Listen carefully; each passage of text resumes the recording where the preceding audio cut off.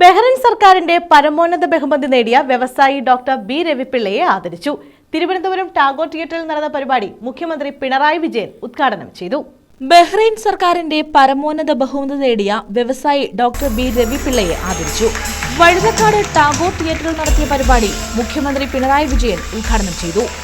Gulf നാടുകളിലടക്കം തൊഴിൽ രംഗത്ത് പഴയ സ്ഥിതിയല്ല ഇന്നുള്ളത്. പാകിസ്ഥാൻ, ശ്രീലങ്ക, ബംഗ്ലാദേശ്, ഫിലിപ്പൈൻസ് ഇങ്ങനെ പല രാജ്യങ്ങളിൽ നിന്നുള്ളവർ അവിടുത്തെ തൊഴിലുകൾക്ക് വേണ്ടി ശക്തമായി മത്സര രംഗത്തും.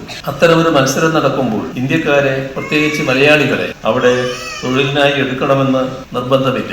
എങ്കിലും മലയാളികൾക്ക് അവിടെ പരിഗണന ലഭിക്കുന്നെങ്കിൽ അതിനു പിന്നിൽ ദീർഘകാലം വിശ്വസ്തയോടെ ആ നാടുകളെ സേവിച്ച രവിപിള്ളയെ പോലുള്ളവരുണ്ടാക്കിയ ഗുഡ്വിൽ പ്രധാന സ്വാധീന ശക്തിയാണ്. മന്ത്രി GR അനിൽ അധ്യക്ഷത വഹിച്ചു.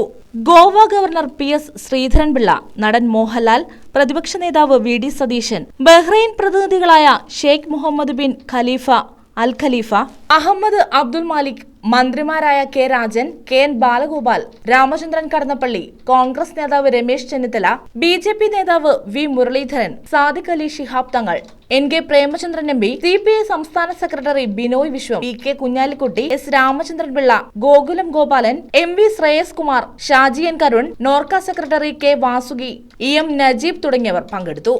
News bureau, Thazhava.